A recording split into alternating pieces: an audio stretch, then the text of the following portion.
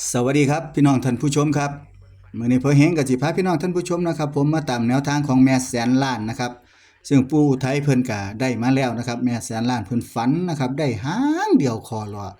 เพิ่นฝันดีคักว่าซั่นเพิ่นก็ฟ้าวส่งมาให้เพิ่นก็ฟ้าวโทรมาหานะครับสำหรับปู่อุทัยก็ได้เพิ่นอยากให้ FC ได้โชคดีนำเพิ่นอยากเอามาแบ่งปันอยากมาเป็นสะพานบุญให้นะครับให้พ่อเฮงเป็นสะพานบุญให้ งวดนี้เพิ่นฝันได้หางเดียวคอลอนะครับบัดที่นี่ก็คันพี่น้องไปตีความฝันเพิ่นนะครับคันบ่เห็นตามที่เพิ่นตีให้ก็ตีเอาเองก็ได้เด้อครับเด้อ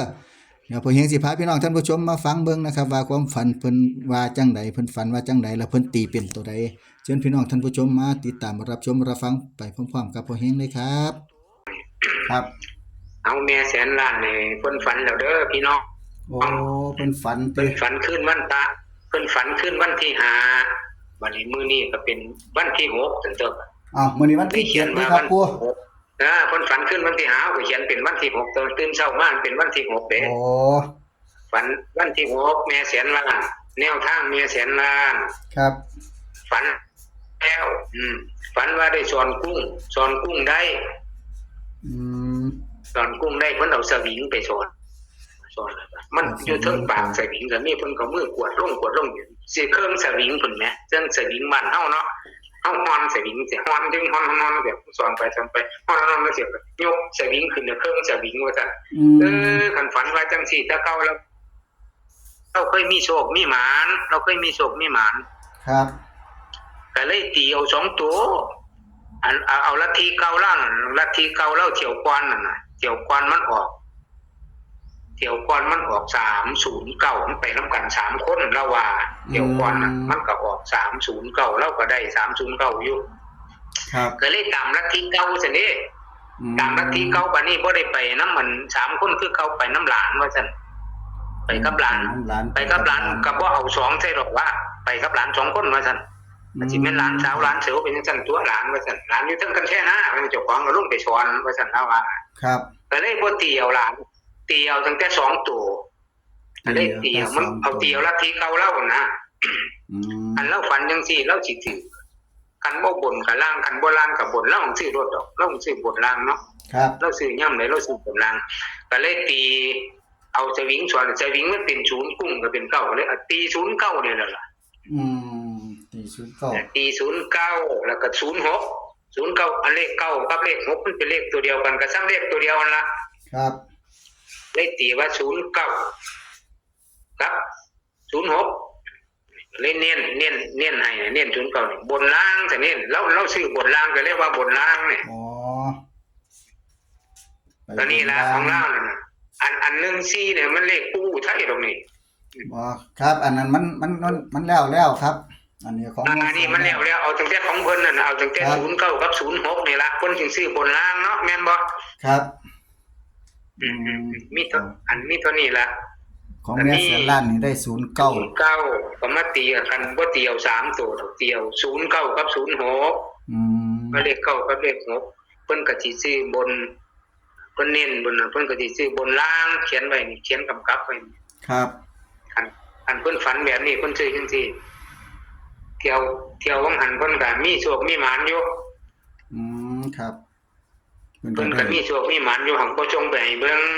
บัดสิว่าอวดกันพุ่นก็สิว่าอันนี้บ่จงให้เบิ่งเพิ่นซื้อน้ำลูกเพิ่นพุ่นน่ะอยู่กรุงเทพครับอยู่เทพเพิ่นก็ซื้อได้3ตัวอันมันก็คือว่าโชคไผโชคมันหมานไผหมานมันเนาะครับลูกพระเจ้าอันรถมันชนกันมันเฉี่ยวกันจังซี่นะเลขรถคันนั้นมันแม่น8 9 8เอาเพิ่นก็ได้ตัวพันคูณพัน98ได้ซะ 2,000 คูณ 2,000เอาเลขล่างเพิ่นก็ยังซื้ออยู่เพิ่นก็ยังได้อยู่เอา85เพิ่นก็ซื้อ87ก็ซื้อก็ได้87,000ล่างนั่นน่ะนี่จะเป็นคนมีโชคในวันนั้นนี่21อันเที่ยวนี้เราได้อีกก็22 คันเที่ยวนี้คันเข้าตามนี้เนาะครับปู่ครับมันเข้าตามของเพิ่นนี่เพิ่นก็สิซื้อเพิ่นก็สิบ่ส่วนมากบ่ใครซื้อเลขหลายหางงวดบ่หันหลายหางอยู่อืมเพิ่นก็ซื้อเลขอันนี้ละบักหยังก่อนล่ะบัก65บัก67บัก85บัก87มัน4หางนั่นซื้อเบิดบ่นี่มันหยังล่ะบัดนี้บักอันนึงบัก06บนล่างบนมันซื้อบัก07 06 09มันซื้อบนล่างบัดนี้โอ้ยมันก็บ่ออกบัดนี้อันตัว06บัดเพิ่นมีโชคเพิ่นก็ไปได้ตัวอื่นมีโชคเพิ่นก็ไปได้อยู่8 7พันคูณพัน8 9 8 2,000คูณ2,000 8 9 8พันคูณพัน8 8 9พันคูณพันเอาได้ตัว2,000พุ่นยังได้อีกได้ตัวตรง1,000เอามันก็สิล้านแตกนี่ล่ะล้านตัวนี่ล่ะเขียนไว้อยู่ตัวอยู่เขียนไว้นี่หังบ่ได้ส่งให้ เพิ่นจะแม่นเพิ่นได้คักเนาะเพิ่นมีดวงบ่ต้องส่งไปให้เพิ่นเพิ่นสิว่าซั่นย่านเพิ่นว่า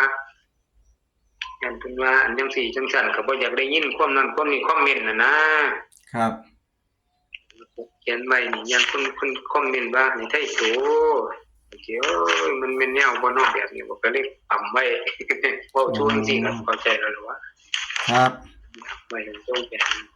งวดนี้เพิ่นฝันได้หางเดียวนี่เนาะครับปู่ครับงวดนี้เพิ่นฝันได้หางเดียวนี่เนาะเพิ่นหัวก็ฝันนี่ล่ะ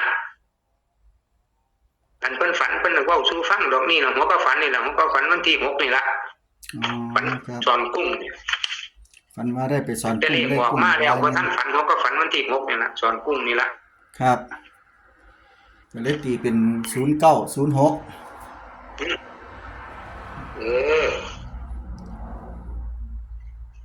ก็เลยตีเป็นนั้น09เพราะว่าเลข9กับเลข6มันเป็นเลขตัวเดียวกันก็กันไว้ครับเลขตัวเดียวกันเนาะเรียกว่าอันเราฝันเราฝันว่ามีแนวใดแนวหยังเราได้ว่างหันกับมั่นใจนำเพิ่นนั่นล่ะว่า06ว่างหันก็ได้มั่นใจนำเพิ่นก็ฝันได้คักได้แน่พุ่นครับบัดนี้แท้มันสิเลขตัวอื่นพุ่นโอ้ยนี่จังแม่นดวงวาสนาเนาะว่าออกมาแล้วว่ามันละออกไปพุ่นละเลขหาบพุ่นหาบ2งวดแล้วมันเฮ็ดใส่บุญกฐินตัวครับเลขบุญกฐินวัดนั้นวัดนี้บัดนี้ผู้ใดก็เก่งใส่ยอดกฐินยอดประปามันก็เฮ็ดใส่หันมันก็ไปออกเลขฝันจังซั่นบ่ครับหาคันหาแป้วสิบ่เบิ่นเด้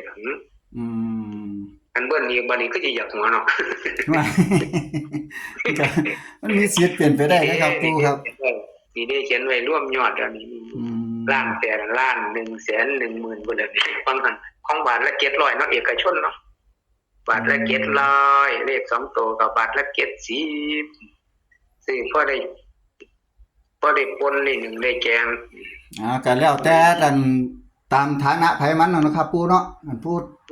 หลายก็ธรรมดาก็20บาทเอาก็ฟังควายไปน้ำก้นเขาเจ้านี่ล่ะสิงวดได้งวดบ่ก็สลับกันไปครับแม่นก็ธรรมดาเฮาก็ค่อยเป็นค่อยไปละบุญวัฒนบ่หลายมีก็สิค่อยเป็นไปของเป็นของแลกเปลี่ยนเนาะครับเฮาทุนบ่หลายเฮาก็ตามเพิ่นได้บ่หมดทุกโตล่ะครับ